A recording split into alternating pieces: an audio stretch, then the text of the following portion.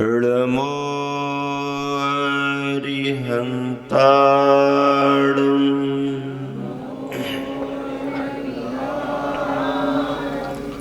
नमो सिद्धाणं नमो आयर्याणं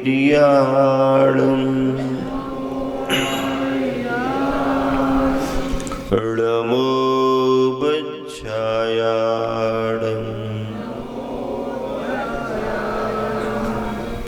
नमो लोगे सौसाखोडं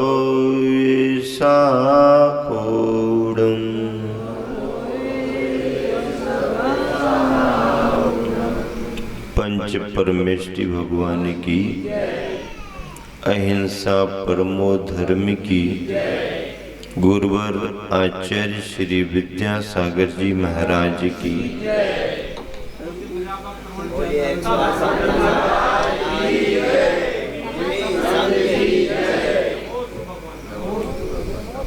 विशिष्ट प्रवचन माला में विशिष्ट जनों के लिए जीवन जीने के विशिष्ट बिंदु प्रदान किए जा रहे हैं।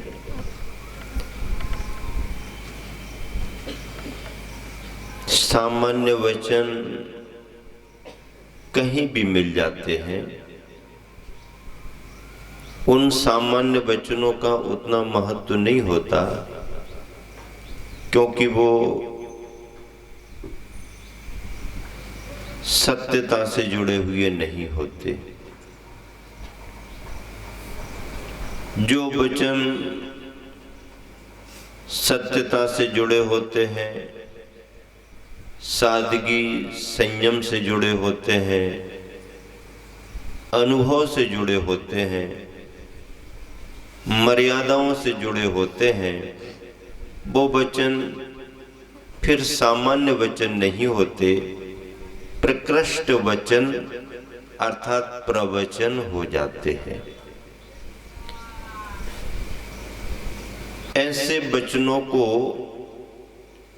जन वचन नहीं कहा जाता, जिन वचन गुरु वचन कहा जाता है। और ये जिन वचन गुरु वचन केवल दो चार जनों के लिए नहीं होते, ये जन जन के लिए होते हैं, सभी के लिए होते हैं, सभी के कल्याण के लिए होते हैं। आज का संदर्भ है बच्चे बुद्धिमान और संस्कारवान कैसे हों। बच्चे उत्तराधिकारी होते हैं, नई पीढ़ी का भविष्य होते हैं। बच्चों पर ही परिवार का, समाज का और देश का भविष्य निर्भर करता है। इसलिए तो ये चिंता की जा रही है कि जब इतना बड़ा महत्व बच्चों का है, तो उन बच्चों को हम बुद्धिमान कैसे बनाएं और उन्हें संस्कारवान कैसे बनाएं। मुझे दिख रहा है कुम्हार अपने घर के आंगन में मिट्टी के लौंधे से कुछ बना रहा था। आने जाने वाले भी कुम्हार के उस कार्य को देख रहे थे। देखने में ये आया कि कुम्हार मिट्टी से चिलम बना रहा है। क्या बना रहा है? चिलम। चिलम सब जानते हैं, भले उसकी निकटता तुम्हारे को ना हो, लेकिन देश दुनिया की जानकारी तो रखते हो। कुम्हार मिट्टी से चिलम बना रहा था। अपन जानते हैं कि चिलम की प्रकृति क्या है। उसमें तम्बाकू भरते हैं, उसको जलाते हैं, लोग उसे पीते हैं, चिलम स्वयं जलती है और पीने वालों को भी जलाती है। ये उसकी तासीर है, प्रकृति है। लेकिन देखने वाले ने इतना सोचा ही था कि अगले क्षण में कुंभकार के हाथों में जो मिट्टी के लौंदे से चिलम का आकार बनता दिख रहा था, थोड़ी देर में आकार बदलने लगा और देखते देखते चिलम की जगह अब एक छोटा सा कलश, छोटा सा कुंभ बन रहा है। कुंभ का आकार देखते ही फिर ख्याल आया, ओह ये तो कुंभ बन रहा है, मंगल घट, मूक माटी का घट है। गर्मी के दिनों में इसमें पानी भर करके रखेंगे, कितना ठंडा ठंडा शीतल शीतल मिलेगा। और फिर अगर कभी कोई पूजा का अवसर आएगा तो इस मंगल घट कलश को स्थापित करेंगे। ऐसा वो सोच ही रहा था कि उसके मन में भाव आया कि कुंभकार से जरा पूछा तो जाए कि भाई साहब, पहले मैं क्या देख रहा था और अब मैं ये क्या देख रहा हूं, कितना बड़ा अंतर दोनों में। पहले चिलम बना रहा था, अब एक छोटा सा मंगल घट बना रहे हो। उसने पूछ लिया, भाई साहब मैं ये क्या देख रहा हूं, आप पहले कुछ और बना रहे थे, अब कुछ और बनाने लगे, आखिर बात क्या है। तो कुंभकार कहता है, बस यूं ही मेरा विचार बदल गया है। कुंभकार क्या कहता, बस यूं ही मेरा विचार बदल गया है। पहले मिट्टी से चिलम बनाने का सोचा था, फिर बाद में लगा नहीं, मिट्टी से चिलम नहीं बनानी चाहिए, चिलम ठीक नहीं है, मिट्टी से कुंभ बनाना चाहिए। बस यूं ही मेरा विचार बदल गया, कुम्हार ने कहा। जैसे ही कुम्हार ने कहा तो मिट्टी के अंदर से आवाज आई। मूक माटी भी बहुत बोलती है। मिट्टी के अंदर से आवाज आई, वो कहने लगी, अरे तेरा तो केवल विचार बदला है, मेरा तो संसार बदल गया। क्या? तेरा तो केवल विचार बदला है, मेरा तो संसार बदल गया। मतलब यह है कि कुम्हार का विचार बदल जाए तो माटी का संसार भी बदल जाता है। योग्य कुंभकार माटी की योग्यता को पाकर के अपने शुभ भावों से माटी का अगर मंगल घट बनाता है, मंगल कलश बनाता है, तो माटी का संसार दुनिया में पूजनीय हो जाता है, संसार बदल जाता है उसका। और अगर कुंभकार दूसरे भावों में चला जाए तो माटी में कुछ बनने की योग्यता तो है, लेकिन कुंभकार जो बनाना चाहेगा माटी वो बनेगी। चिलम बना दिया, शराब का कुल्हड़ बना दे। अब शराब का कुल्हड़ बना दिया, शराब पीने के काम आएगा। माटी की चिलम बना दी, पीने के काम आएगी। ठीक ऐसे ही एक योग्य गुरु योग्य शिष्य को पाकर के उसे अगर ढालना शुरू करता है तो कई बार ऐसा भी देखने में आ जाता है कि बनाने वाला बना रहा है, लेकिन बनने वाला बन करके भगवान भी बन जाता है। बनाने वाला तो भगवान बनेगा ही बनेगा, लेकिन बनाने वाले के सामने सामने भी बनने वाला स्वयं भगवान बन जाता है। ये गुरु और शिष्य की परंपरा। घर परिवार की बात करें तो घर परिवार में बच्चे मासूम, नादान, कम उम्र के, जिन्हें अभी ये मालूम नहीं है कि ये करेंगे तो इसका अंजाम क्या होगा, ये करेंगे तो इसका अंजाम क्या होगा, उन बच्चों को उनकी देखरेख कौन करे, उनकी परवरिश कौन करे। जमीन में बीज बोया गया है, अंकुरन हुआ है, अभी पौधे बने हैं, पौधे कमजोर हैं, अब उन्हें पुष्टता कैसे आए, खाद पानी डालना पड़ेगा, ध्यान देना पड़ेगा। आसपास से अगर उस पौधे के लिए प्रभावित करने वाला कोई कचरा आता है तो उसकी साफ सफाई करना पड़ेगी। कचरों को बुलाया नहीं जाता है, कचरे तो बिना निमंत्रण के ही आने को तैयार रहते हैं। और अच्छे पौधों के अंकुरित होने की प्रतीक्षा करना पड़ती है। कई बार अच्छे अच्छे पौधे कुछ विलंब से भी आते हैं, कुछ नहीं भी आ पाते हैं, और आ जाए तो उन्हें संभालना भी कठिन होता है। लेकिन अगर वो पौधे मेहनत लेते हैं तो उस मेहनत से कई गुना तुमको दे करके भी जाते हैं।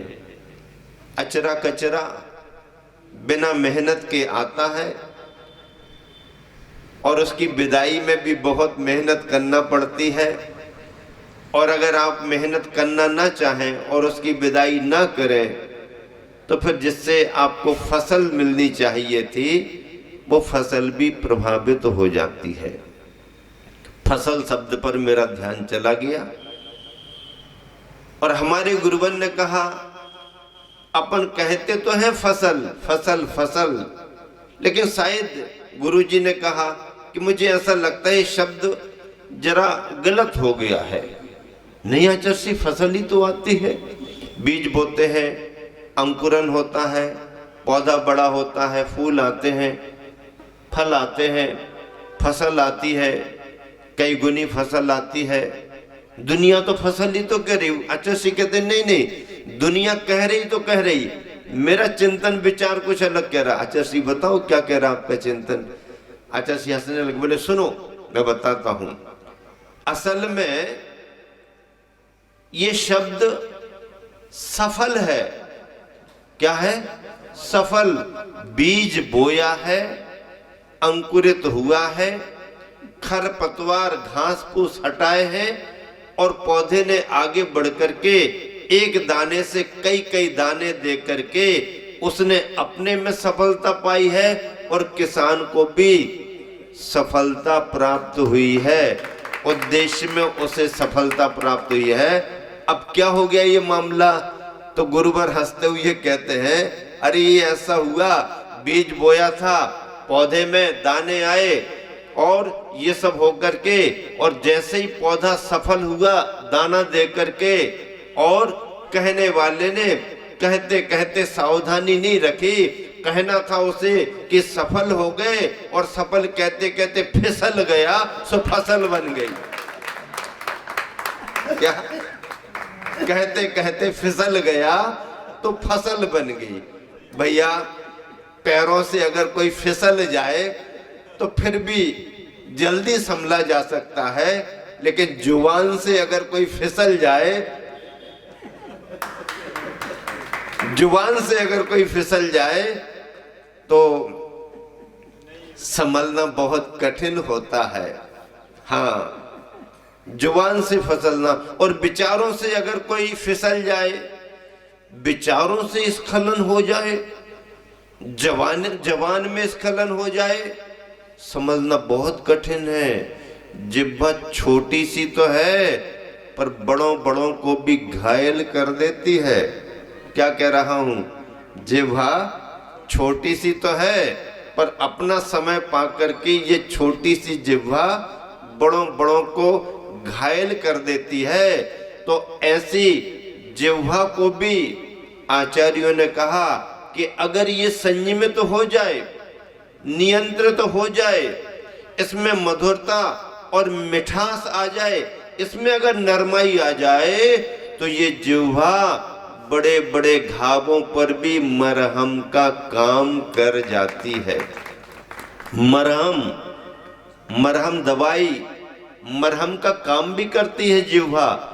बचनों से मरणासन्न प्राणी भी चैतन्य हो जाता है, और जीता जागता चलता फिरता आदमी भी हमारे दुर्वचनों से घायल हो जाता है।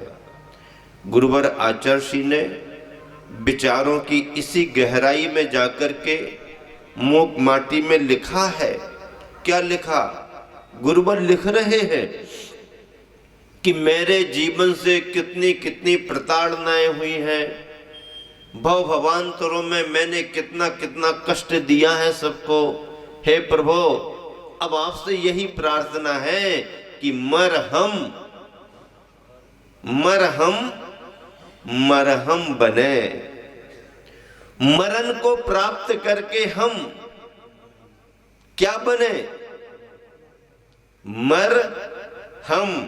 मरण को प्राप्त करके हम मरहम बने, तमाम जीवों के लिए सुखदायी औषधि बने। विचारों की कितनी बड़ी गहराई है। ऐसे गहराइयों से जो विचार निकलते हैं वो अमृत का काम करते हैं, संजीवनी बूटी का काम करते हैं। और ऐसे ही शब्दों को जब ग्रंथों में लिखा जाता है या कहा जाता है तो उन्हें ही प्रकृष्ट वचन प्रवचन कहा जाता है। देखिए, चंदन के वृक्ष आपने देखे होंगे, बहुत ज्यादा तो दिखते नहीं हैं। किसी प्रांत विशेष में उन वृक्षों की बहुलता हो सकती है। चंदन का बाग लगा दे कोई, या चंदन के झाड़ मिल जाए, जंगल मिल जाए, कहीं भी कुछ। हर जगह तो होते नहीं, हर जगह तो एक झाड़ लगाना भी बहुत कठिन होता है। 25-50 झाड़ लगाता है कोई व्यक्ति, तो लगाने के बाद में कुछ तो यूं ही सूख जाते हैं, लगते नहीं। प्रांत का अंतर हो जाता, वातावरण का अंतर हो जाता, लग नहीं पाते हैं। लगते हैं तो 25-50 में से 10, 5, 15 लगे, उसमें थोड़े बड़े हुए, फिर कुछ सूख गए, कुछ मुरझा गए, फिर थोड़े बड़े हुए। कोई जानवर पशु पक्षी नुकसान कर देते हैं, कुछ और बड़े हुए, थोड़े से हृष्ट पुष्ट हुए। जब उनमें माल टाल दिखने लगा तो चंदन को काटने वाले कोई बीरप्पन वगैरह भी सब यहाँ वहाँ, अब वो प्रतीक बन गया नाम, आप सब समझते हो, तो कोई पीछे लग जाते हैं। लेकिन लगाने वाला जानता है कि सैकड़ों वृक्षों में अगर 10-20 भी लग गए और हृष्ट पुष्ट हो गए तो 10-20 चंदन के झाड़ भी उसके सारे परिश्रम और सारे पैसे को सफल बना देते हैं। मेहनत बहुत होती है, लेकिन इसके अलावा और भी बहुत सारी झाड़ियां खड़ी रहती हैं, बहुत सारे पौधे लग जाते हैं, पेड़ लग जाते हैं, उनमें उतनी मेहनत नहीं करना पड़ती। कभी कभी तो हम लोगों को ये भी देखने में आता है कि सड़क के किनारे किनारे बड़ी घनी घनी झाड़ियां भी लगी रहती हैं, लंबी श्रृंखला चलती रहती है। और अन्य दिनों में तो छोड़ो, गर्मी के दिनों में और बड़े हरे भरे, देख के आश्चर्य होता, अरे गर्मी में जब सब तरफ तपन तपन सूखा पड़ा हुआ है, ये इतने हरे भरे। पूछ लिया मैंने किसी नीतिकार से कि मामला क्या है, दुनिया सूख रही है, परेशान है, और इसमें ये इतने हरे भरे। बोले महाराज जी, ये इसलिए तो हरे भरे हैं कि सारी दुनिया परेशान है। क्या जी? इसलिए तो हरे भरे कि सारी दुनिया परेशान है, क्योंकि दुनिया परेशान होती है तो इनको अंदर से बड़ी प्रसन्नता होती है, इसी में ये हरे भरेपन का एहसास करते हैं। अच्छा, तो ये ऐसी कौन सी झाड़ियां हैं? महाराज जी आप नहीं जानते, ये झाड़ियां लगाना नहीं पड़ती हैं, ये अपने आप लगती हैं। कोई बोता नहीं है इनको, इनका कोई बीज छिड़कता नहीं है, ये अपने आप लगती हैं। और लगती है तो इतनी तेजी के साथ बढ़ती हैं कि आजू बाजू के वातावरण को अपनी चपेट में ले लेते हैं, इन्हीं का साम्राज्य दिखाई देता है। अच्छा, ऐसा है क्या? हाँ, फिर इनकी सुरक्षा वगैरह क्या है? नहीं नहीं महाराज जी, ये तो ऐसे है कि इनको कोई नुकसान भी नहीं पहुंचाता। नहीं नहीं, इतने हरे भरे सुरक्षित नहीं महाराज जी, इनको कोई भी नुकसान नहीं पहुंचाता, चोरी चमारी इनकी कुछ होती नहीं है। फिर क्या है? अरे महाराज, आदमी तो आदमी, जानवर भी इनको नुकसान नहीं पहुंचाता, जानवर भी खाता वाता नहीं है। अरे ऐसा? ये कौन सी प्रकृति वाली झाड़ियां हैं? महाराज जी, इनको बेशरम कहा जाता है। क्या कहा जाता? क्या कहा जाता?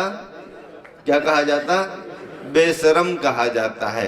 क्यों कहा जाता है बेशरम इनको? महाराज जी, ये बिना श्रम के आती हैं, और धरती पर जो भी बिना श्रम के काम करता है वो बेशरम माना जाता है। इनका कोई श्रम नहीं है, सहज आती हैं, इनको भी श्रम नहीं है, और इनकी जमीन पर आने वाले को भी सुरक्षा का कोई श्रम नहीं है। अच्छा, हाँ, ये बिना परिश्रम के आती हैं, इसलिए इनको बेशरम कहा जाता है। और बिना परिश्रम के जो भी अपना जीवन बिताता है, बिना परिश्रम के जो भी खाता पीता और मौज मस्ती करता है, उसको नीतिकार बेशरम कहते हैं। अरे वैश्य होता है तो व्यापारी के गुण अर्जित करता है, क्षत्रिय होता है तो भुजबल बाहुबल से अपना बल विक्रम आगे बढ़ाता है, और अगर ये नहीं भी है तो सेवक बनकर के भी अपना पौरुष पुरुषार्थ आगे बढ़ाता है। और अगर इन सब के ऊपर किसी को धार्मिक क्षेत्र में आगे बढ़ना है तो वह नीति शास्त्रों से, धर्म के ज्ञान विज्ञान से सभी को सच्ची राह दिखा करके उन्हें परमार्थ से लगाता है। मतलब 4 वर्णों की जो व्यवस्था बनाई गई थी, उनमें कोई भी ऐसा वर्ण नहीं है जिसमें श्रम और पुरुषार्थ ना किया जाता हो। पुरुषार्थ तो हमारा जीवन है। अगर आपने पसीना नहीं बहाया तो खाने को कहां से मिलेगा? और खाने के बाद फिर पसीना नहीं बहाया तो खाया गया पचेगा कैसे? शरीर में लगेगा कैसे? और बल कैसे बनेगा? ताकत कैसे बनेगी? श्रम तो हमेशा हर प्राणी के लिए अनिवार्य है। बंधुओं, परिश्रम के बगैर जो जीवन तैयार होता है उसका कोई बहुत ज्यादा महत्व नहीं है। परिश्रम निरंतर करना चाहिए। सफलता कितनी मिलती है वो भाग्य पर निर्भर करती है, लेकिन मेहनती और पुरुषार्थी तो हर व्यक्ति को होना ही चाहिए। नीतिकारों ने कहा है, शिशु जन्म लेता है, वो तुम्हारे आश्रित होता है, वो कुछ नहीं समझता, भूख लगी है अंदर से वो रोना शुरू कर देगा, प्यास लगी है अंदर से रोना शुरू कर देगा। इतना ही संकेत वो दे सकता है। उसकी उस भाषा को समझ करके एक माँ योग्य गृहिणी अगर समय पर उसका ध्यान रखती है तो बच्चा अभी अबोध है, शिशु है, मासूम माटी है, धीरे धीरे परिपक्व होती है, आगे बढ़ती है। माँ का दायित्व है कि अपने नवजात शिशुओं का पालन पोषण बड़ी तत्परता से, बड़ी सावधानी से करें। गर्मी के समय, सर्दी के समय, बारिश के वातावरण का ध्यान रख करके बच्चे को स्वस्थ और सुरक्षित कैसे रख सकें, माँ की जवाबदारी है। अगर आपने दूसरे पर छोड़ा तो काम तो हो जाएगा 19-20, लेकिन जो चीज उसके लिए उस समय मिलना चाहिए भावनाओं की, वो नहीं मिल पाती है। वो पूर्ति केवल माँ और एकमात्र माँ ही कर सकती है। इसलिए माँ और पिता दोनों को शिशु का ध्यान रखना जरूरी है। बच्चा बड़ा होता है, 5 साल तक आप अपने शिशु के लिए जितना लाड़ प्यार, जितनी मुस्कान दे सकते हो, उसके सामने आपका लड़ना झगड़ना नहीं होना चाहिए। उसके सामने आपकी पारिवारिक हॉट टॉकिंग नहीं होना चाहिए। उसके सामने आपके लिए बहुत संयमित और बहुत अच्छे से प्रस्तुत होना चाहिए, ताकि उसके मन में एक साइकोलॉजी इमेज ऐसी बनती रहे, ऐसा ऐसा ऐसा। क्योंकि अभी वो कोरी स्लेट है, जो चित्र देखेगा, जो सुनेगा या जो समझने की कोशिश करेगा, वो सीधा डायरेक्ट उसका संस्कार बनता जाता है, डायरेक्ट संस्कार बनता है। 5 साल तक के बच्चे को कठोरता का अनुभव नहीं कराना, शब्दों में कठोरता नहीं आना, व्यवहार में कठोरता नहीं आना, लापरवाही नहीं होना, अनदेखी नहीं होना। वो जैसा चाहे, जो चाहे, उसको तुरंत पूर्ति करना। अगर बिस्तर पर आराम महसूस कर रहा, वहीं पर रखो। वो कहता है ऊपर को करो तो ऊपर को करो, बिठा लो बिठा लो, सुला दो, खिला दो, नहीं खाना, वो जो चाहे। 5 वर्ष की उम्र तक बच्चे के मन माफिक काम करना आपकी अनिवार्यता है, चाहे आप चाहो और चाहे ना चाहो, चाहे तुम्हें अनुकूलता हो और चाहे नहीं। नीतिकारों ने लिखा है लालित पंचवर्षानी, 5 वर्ष की उम्र तक बच्चे का पूरा लालन पोषण आपकी नजर के नीचे, आपकी आंखों के सामने, आपके कोमल कोमल हाथों के द्वारा ममता मई स्नेह भावना से, जैसे एक मिट्टी को कुम्हार लौंदे से आकार देता जाता है। 5 वर्ष तक उस शिशु के लिए आपको पूरा का पूरा ध्यान रख करके तैयार करना है। फिर 5 वर्ष के बाद 15 वर्ष तक यानी 10 साल, 5 साल आपने पूरा लाड़ प्यार में बच्चे को तैयार किया। अब लाड़ प्यार आपको बंद करना पड़ेगा। हाँ, अब लाड़ प्यार की जरूरत नहीं है। 5 वर्ष का हो गया, जो देना था सब दे दिया। अब 6वें वर्ष से लेकर के 15वें वर्ष तक आपके लिए, उसके लिए लाड़ प्यार के साथ थोड़ा नियंत्रित करना जरूरी होने लगेगा। क्योंकि बच्चे में अब 5 वर्ष के बाद चंचलता शुरू हो जाएगी।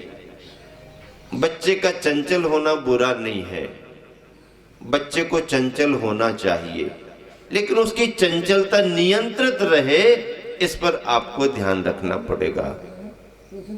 जो बच्चे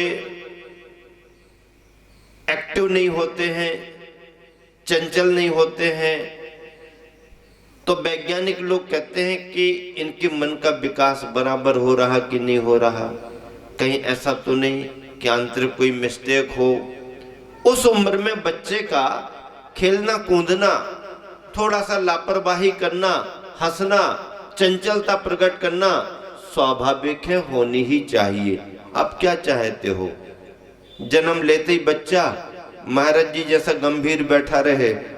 और अगर ज्यादा गंभीर बैठ जाएगा तो तुमको, तुम्हारे परिवार को, डॉक्टर को भी चिंता हो जाएगी। ना हंस रहा है, ना रो रहा है, ना देख रहा है, ना खेल रहा है, ना कूद रहा है, ना गिर रहा है, ना दूसरे को गिरा रहा है। गिरना भी जरूरी है और थोड़ा सा उस उम्र में दूसरे को गिराना भी जरूरी है। जरूरी है, घर के अंदर सब होना चाहिए। और इसलिए घर में सदस्यों का ज्यादा होना जरूरी है। घर के अंदर बच्चे को सब कुछ फ्री होना चाहिए 5 वर्ष तक। 5 वर्ष के बाद, जो 5 वर्ष तक उसको स्वतंत्रता दी है, अब स्वतंत्रता में कटौती करना शुरू करना पड़ेगी, नियंत्रण, निगरानी, ध्यान रखना पड़ेगा। नहीं नहीं, ऐसा नहीं करते, हाँ ऐसा करो, ऐसा करो, ऐसा नहीं करते, चलो हमारे साथ मंदिर चलो, हाँ ये मंदिर में पानी रखा है ना, यहाँ पैर धो लो, चलो देखो यहाँ जाओ, हाथ धो लो, मंदिर में प्रवेश करेंगे, ये लो चावल आप चढ़ाओ, आप अपने हाथों से चढ़ाओ। नहीं नहीं हमसे बनता नहीं, चावल नहीं बनते, ये बादाम ले लो, ये चढ़ाओ, ये करो, ऐसा करो, चलो इधर आओ, चंदन भी लगाओ। हाँ बच्चों को शौक रहता है, चंदन लगाना शुरू कर दो, ये लो, ये हमारे हाथ से पैसा लो, तुम इस गुल्लक में डालो, तुम डालो, नहीं नहीं तुम डालो, नहीं नहीं मैं तो बहुत डाल चुका हूं ना, तुम डालो। क्यों? क्योंकि तुमको सीखना है, तुमको सीखना है। ये जो है ये संस्कार यहाँ से देना शुरू करना, अपने साथ मंदिर ले जाने का उसको संस्कार डालना पड़ेगा। भोजन के समय अपने पास बिठा लो, अपनी थाली में ही लो, इसको तुम खाओ, मैं भी खाता हूँ, ये अच्छी चीज है। और ऐसा करते करते नहीं नहीं इसको नहीं खाते हैं, ये अपने घरों में खाने की चीज नहीं है, ये अपन को रखना नहीं, ये ठीक नहीं है अपने लिए। ऐसा खेल खिलौने से लेकर के खाने पीने पहनने ओढ़ने तक में अच्छा क्या है बुरा क्या है, इसका विचार बच्चे को 6 बरस से लेकर के और 15वें वर्ष तक देते रहना चाहिए। और ये थीम, ये फिल्म उसके मानस में बना करके डाल देना चाहिए। 16 वर्ष का हो गया, 16वें वर्ष में लग गया तो नीतिकार कहते हैं ना अब लाड़ प्यार की जरूरत है और ना अब उसको बहुत ज्यादा नियंत्रण प्रताड़ित करने की जरूरत है, क्योंकि अब वह उस उम्र में पहुंच गया है जो तुम्हें अब सहयोगी बन सकता है। 5 बरस तक लाड़ प्यार में, 6वें बरस से लेकर के 15वें बरस तक नियंत्रण, थोड़ी सी प्रताड़ना, थोड़ा सा कंट्रोल करना, हर कार्य पर उसकी निगरानी नजर रखना, सही रास्ते पर उसे आगे बढ़ाना, गलत से बचाना, रास्ता उसके लिए बताना।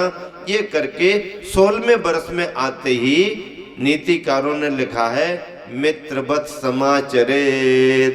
भैया अब हम ज्यादा क्या बताएं, अब तो तुम स्वयं बाजार में घूमने फिरने लगे हो। देखो हमारा तो पारंपरिक व्यापार ये था, सो हमने गाड़ी खींच ली। कैसी बात करना शुरू करते, भैया हमारा पारंपरिक व्यापार था, हमने गाड़ी खींच ली, अब आप देख लो मार्केट के हिसाब से आपको क्या जमता है, थोड़ी सावधानी रखना, रिस्क ज्यादा नहीं लेना, और हम तो हैं ही तुम्हारे साथ, अब आप बताओ क्या करना है, यही अपन इस कार्य को आगे बढ़ाएं या कुछ आप बदलना चाहते हो। इस तरीके से उससे सलाह लेते हुए और उसको सलाह देते हुए जो व्यवहार किया जाता है वह बच्चे के लिए मित्रता का व्यवहार बन जाता है। और मित्रता में सुख और दुख एक दूसरे को शेयर करने लगते हैं, फिर वह अपने लिए हर प्रकार से सहयोगी बन जाता है और बहुत अच्छा मजबूत पक्ष बनकर के अपने लिए सहयोग के रूप में खड़ा हो जाता है। नीतिकारों ने ये नीतियां लिखी हैं, अनुभव के आधार पर लिखी हैं। आचार्यों ने ग्रंथों में इस तरह का विश्लेषण किया है जिसकी चर्चा आप सबके बीच में हो रही है। मंदिर जाने का संस्कार जैन परंपरा में कुलाचार के रूप में बच्चों को दिया जाता है। 45वें दिन ही पहला संस्कार दे दिया गया भाई, 45वें दिन ही। और 45वें दिन के बाद फिर 1 बरस हो गया, फिर 2 बरस हो गए, 3 बरस हो गए, 4-5 बरस तक तो अच्छी अवस्था में स्थिति में आ जाता है और 5 बरस का संस्कार उसके लिए आगे बढ़ा देता है।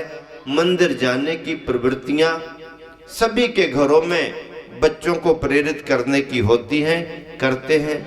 आपको भी याद होगा आपके माता पिता आपको प्रेरित करते थे, आपका मन नहीं होता होगा, खेलने कूदने में लगा रहता होगा, आप माता पिता को घुमा फिरा के बात भी करते होंगे। आपके साथ में हम भी सम्मिलित थे, उसी में हम लोग भी करते थे, नहीं नहीं जाओ मंदिर जाओ, बिना मंदिर कैसे घूमना फिरना अच्छा नहीं रहता है, हाँ हाँ जाएंगे जाएंगे, नहीं नहीं जाओ अभी जा करके आओ। चले गए, घूम फिर करके आ गए। इतने जल्दी आ गए तुम, मुझे तो नहीं लगता है कि आप मंदिर हुआ। अपन ने हंस दिया, हाँ तुम घूम के आ गए, मंदिर नहीं गए, जाओ मंदिर जाओ। अच्छा चंदन लगा करके आना, चावल चढ़ा कर किया ना, तो चावलों में भी चालाकी हो जाती थी। ले तो लिए घर से चावल, अब यहाँ वहां डाल कर के आ जाओ, कौन देख रहा कहाँ चावल चढ़े। अब चावल में भी ऐसा लगने लगा कि भैया ये तो होशियार बहुत हो गए हैं, बच्चे घूमते रहते हैं, करेंगे नहीं करेंगे। सुनो अब चावल तो ठीक है, अब तो चंदन लगा करके आओ, तब हम जानेंगे कि अब चंदन कहाँ मिलेगा, चंदन तो बाजार में मिलेगा। और मंदिर में जाके और जैसे ही चंदन की तरफ देखा, चंदन लगा के भागना है, कोई बूढ़ा बड़ा दिख जाए, यहीं से भागते चलो अंदर, मंदिर के दर्शन करो। आना जाना शुरू हो गया, और जब एक दो बार आना जाना शुरू होता है फिर सहजता आ जाती है। शुरुआत में पहली बार कोई धोती दुपट्टा पहनता है तो थोड़ा सा वैसा संकोच सा होता है, अनिजी फील होता है, अरे कोई क्या कहेगा, देख रहे होंगे हमको ऐसा वैसा। तो शुरुआत में, उसके बाद जब दो चार बार हैबिचुअल हो जाता है, फिर उसकी आदत पड़ जाती है, और फिर धीरे धीरे फिर उसको अच्छा लगने लगता है, वही ड्रेस उसको पसंद आने लगती है। फिर कई बार क्या होता, अगर अकेला कोई एक धोती दुपट्टा पहन के निकले तो पंडित जी पुराने समय में ज्यादा करते थे, शर्म लगती थी। और फिर जब उसके बाद में ज्यादा लोग पहनने लगते हैं, तो जो पंडित जी करने वाले थे ना, उनके लिए भी ऐसा लगता, अरे भाई अब तो हम ही लोग अल्पसंख्यक रह गए, तो ये सब मजे में दिखाई देते हैं, और वो उदास उदास से माहौल बन जाता है। माहौल बनाना पड़ता है, और माहौल बनाने से माहौल बनता है। आप देखिए, आप सब लोग पहली बार सोचते होंगे कौन चौका लगाएगा, कौन पड़गान करेंगे, नई पीढ़ी के बच्चे आएंगे कि नहीं आएंगे। लेकिन आज वृद्ध तो उत्साह में है ही बड़े जन, युवाओं में भी बहुत उत्साह देखा जा रहा है। और जब वह अभिषेक करते हैं शुद्ध वस्त्रों के साथ, या आहार दान के लिए खड़े होते हैं, तब फिर लगता है कि अभी जैन धर्म की परंपरा हजारों बरस तक चलती रहेगी। और जब महाराजियों के साथ नई उम्र के लोग पैदल चलना शुरू कर देते हैं, तो डॉक्टर तो कई बार कह चुके थे पैदल चला करो, लेकिन रूटीन नहीं बन पा रही थी। अब डॉक्टर ने नहीं कहा, लेकिन महाराज जी आ गए तो अब रूटीन बन गई, और उनको अच्छा भी लगता है। ये सब क्रम बनाना पड़ते हैं।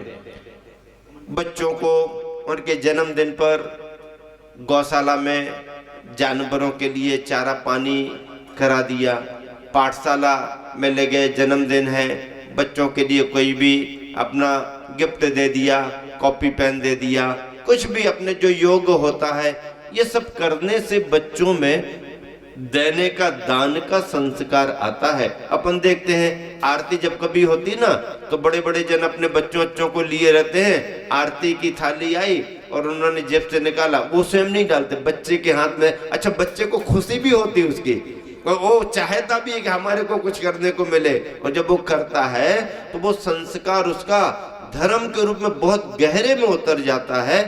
ऐसे संस्कारों को देना और बच्चों को बुद्धिमान बनाना, अपने आप में बच्चों को कहानियां सुनाएं, बच्चों को शास्त्रों की कथा का सार बताएं। अगर कथाओं का सार तुम्हें मालूम नहीं है तो महाराज जियों के संदर्भ सुनाएं, आचार्य श्री की प्रभावना को सुनाएं, बताएं, मंदिर मूर्ति की प्रतिष्ठा को बताएं, अपने धार्मिक कार्यक्रम जो होते हैं उनका महत्व बताएं। बच्चे उनसे अच्छाइयाँ ग्रहण करते रहते हैं। मुझे मालूम है, जब मैं प्राइमरी में पढ़ता था तब की बात है, छोटी अवस्था में एक बड़ी मोटी जिनवानी घर पर रखी थी। ब्लैक एंड वाइट ही जमाना था उसमें, लेकिन एक कलर की रंगीन रंगीन फोटो उसमें बहुत लगी थी, इतनी मोटी थी। उसमें कोई अंजन चोर की फोटो, कोई चंदन वाला की फोटो, कोई चांदन वाले पुर वाले महावीर की फोटो, ऐसे अनेक अनेक रक्षाबंधन की फोटो, और उनकी कथा या पूजाएं वगैरह थी। बड़े बड़े जनों के तो काम आती थी, अपने को समझ में नहीं आता था, लेकिन उनकी फोटो पसंद आती थी। ये फोटो जब घर में माँ भोजन बना रही है या कोई कार्य कर रही है, अपन फ्री हैं, बैठे हैं, अपन ने उसको पलट दिया, ये वाली फोटो, इसका क्या मतलब, इसकी कहानी क्या है, ये वाली फोटो उन्होंने देखी। अब उनके ख्याल में उस समय जो आता था उसको वो अपनी भाषा में ऐसा है, ये है, वो है, ऐसा ऐसा। अब जब वो बताएं तो इतना इंटरेस्टेड वो लगता था, ऐसी कहानी ऐसी कहानी। मतलब चित्रों को देख देख करके उनकी कथा क्या है ये पूछने का अपना भाव हमेशा बना रहता था और उनको बताने में भी रुचि रहती थी। हाँ सुनो, बैठो, सब जन बैठ जाओ, जो जो छोटे बच्चे उसको सुनाएंगे। कभी भोजन बनाते समय, कभी शाम के समय, कभी रात में, जब कभी भी दादा दादी, इन सभी से कथाओं के जो संस्कार मिले या ज्ञान मिला वो एक जीवन का अंग बन जाता है। उससे अपना मन प्रभावित होता है, वैसा करने का अपना मन बनता है। तो ये सभी गुरुवर आचार्य श्री जब उत्तर प्रदेश का चातुर्मास फिरोजाबाद में संपन्न करके मध्य प्रदेश में प्रवेश किए, सोनागिर क्षेत्र से आगे बढ़े तो मध्य प्रदेश में आ रहे थे, बीच में थोड़ा भाग और यूपी का पड़ता है। तालबेहट बबीना, ललितपुर के पास तालबेहट नाम का गांव है। आचार्य श्री आज भी सुनाते हैं। वो शाम शाम को उस बस्ती में पहुंच गए, मंदिर की वंदना करके पीछे प्रांगण है, वहां जाकर के चबूतरे पर बैठ गए। प्रतिक्रमण करने का उनका समय था, शाम होने को थी। एक बच्चा पानी भरने के लिए आया, बच्चा मतलब एक युवा पानी भरने के लिए आया। बाल्टी लिए है, बर्तन भी लिए है और एक बड़ा थाल भी लिए है। अब आचार्य को ये समझ में नहीं आया, बाल्टी और बर्तन तो समझ में आता है, एक से खींचेगा एक में भरेगा, कि इतना बड़ा थाल ये लेकर के क्यों आया है। पहली बार आचार्य ने ऐसा देखा। आप भी सुनेंगे तो आपको भी लगेगा भाई उसकी जरूरत क्या है ना, क्यों लेकर के आया। लेकिन आचार्य ने जब देखा तो बहुत आश्चर्यचकित हुए और आचार्य आज भी बताते कि उसको देख करके मुझे बड़ी प्रसन्नता हुई। उस बच्चे ने क्या किया, रस्सी बाल्टी में बांधी, आराम से बाल्टी डाली, पहले वो बड़ा बर्तन नीचे रखा, उसके अंदर छोटा बर्तन जिसमें पानी भरना था वो रखा, छन्ना लगाया, बाल्टी से पानी निकाला और बहुत आराम से उसने पानी को छाना। पानी आजू बाजू में भी गिरा, वो सारा पानी जमीन पर नहीं गया, थाल में रहा। इसके बाद जब उसका बर्तन भर गया तो आचार्य कहते मैंने देखा उसने वो अपना छन्ना उठाया, बाजू में उसी बर्तन में छने पानी से छान दिया और वो जितना अनछना पानी था उसे उसने पुनः बाल्टी में लिया, पानी छना उसमें डाला, उसके लिए धो के फिर बाल्टी में डाला और उस बाल्टी में जो कड़ी लगी हुई थी उसमें रस्सी, उस सिस्टम से उसने अंदर जाकर के पानी डाल दिया, बाल्टी खाली वापस आ गई। गुरुवर दक्षिण और राजस्थान से होकर के आए थे, ऐसा दृश्य उन्होंने कभी इतना भावनात्मक जीवानी करने का, पानी छानने का देखा नहीं।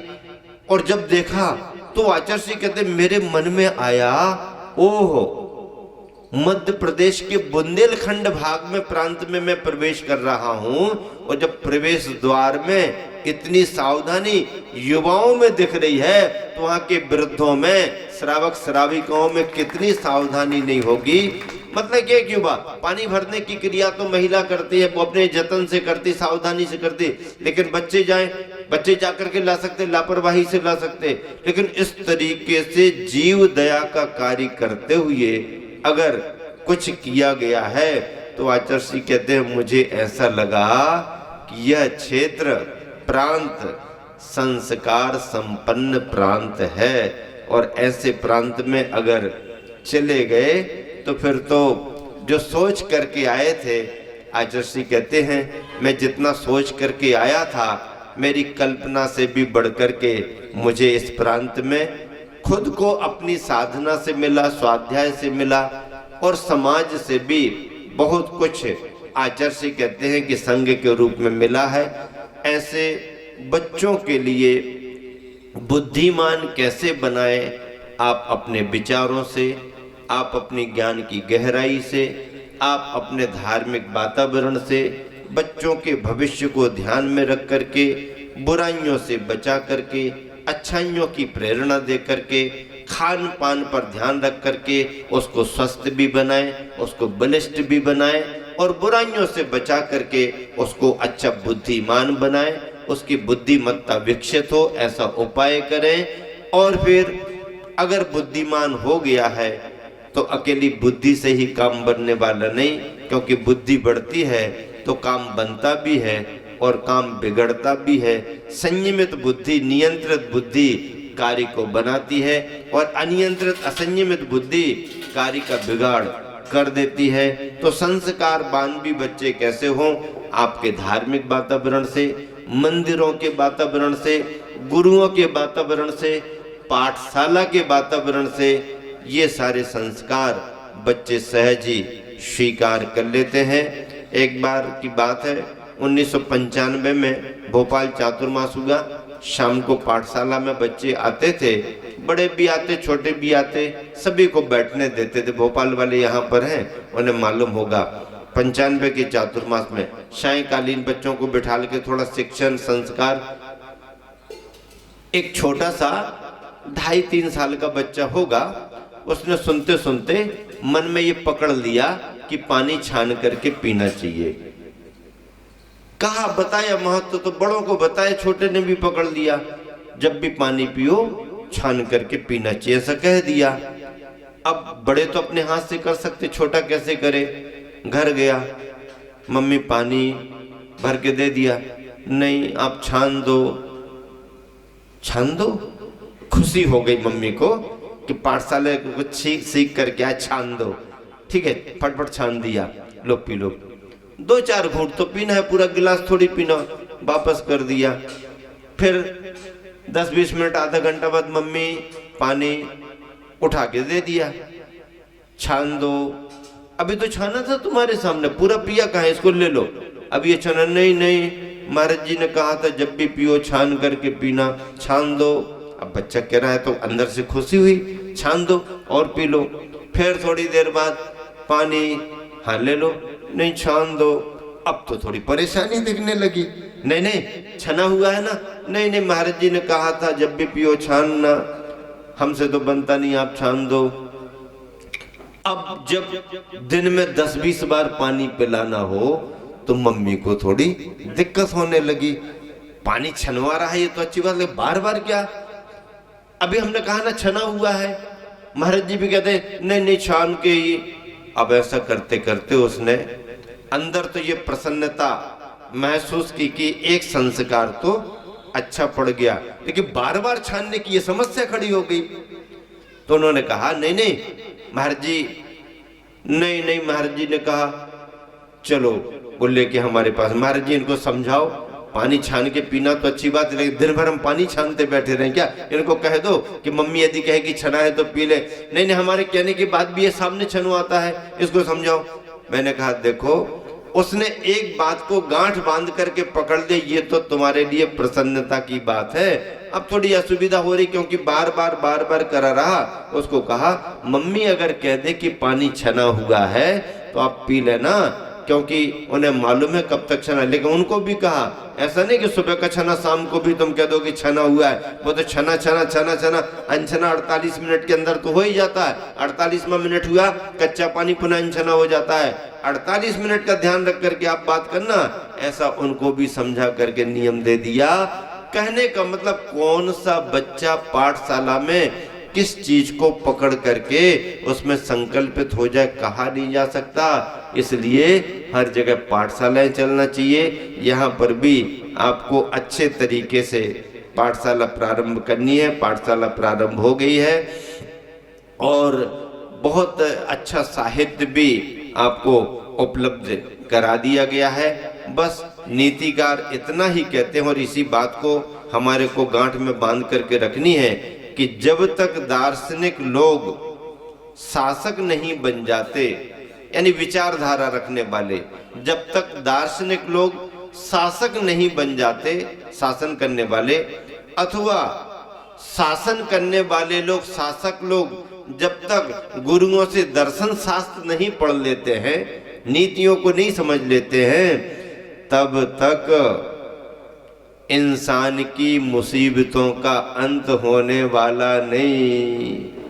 अगर अपने जीवन की मुसीबतों का, परेशानियों का, कठिनाइयों का, दुखों का अंत करना है तो फिर क्या करना पड़ेगा? जो शासक लोग हैं वो दार्शनिक हो जाएं, दार्शनिक लोग शासक बन जाएं, या शासक लोग दर्शन शास्त्र को पढ़ने लगे, गुरुओं से ज्ञान प्राप्त करने लगे, तो दुखों का अंत, कठिनाइयों का, मुसीबतों का अंत इंसान के जीवन से हो सकता है। और अगर ऐसा नहीं तो बंधुओं, संसार से दुख का अंत होने वाला नहीं है। प्रारंभ में अपने विकास भैया जी को आपने निवेदन किया विधान का, वो विधान कराएंगे। शनिवार की सुबह आपके यहाँ पर विधान होगा। शुक्रवार की रात्रि का विश्राम हम लोग आपके यहीं पर करेंगे। और फिर सुधीर जी ने अपनी जो बात रखी, बड़े जोश व खरोश के साथ रखी और सच्चाई को लेकर के उन्होंने बात रखी, तो मुझे उसी समय ये पंक्तियां याद आ गई थी। सजन दे झूठ मत बोलो, खुदा के पास जाना है, वहाँ न हाथी है न घोड़ा है, तुझे पैदल ही जाना है। सजन दे झूठ मत बोलो, खुदा के पास जाना है। अगर आपको अपनी आत्मा के लिए परमात्मा बनाना है तो वहाँ बाहर की कोई गाड़ियाँ, बाहर के बंगले काम नहीं आएंगे। अकेले अकेले अपने दोनों दोनों पाँव से पाँव पाँव गांव गांव चल करके, पाँव पाँव गांव गांव चल करके मुक्ति की यात्रा संपन्न करना पड़ेगी। और ऐसी मुक्ति की यात्रा कि एक बार मुक्ति की प्राप्ति हो जाए तो संसार के दुख से छुटकारा मिल जाएगा। इसी शुभ भावना से विराम देता हूँ। महावीर भगवान की।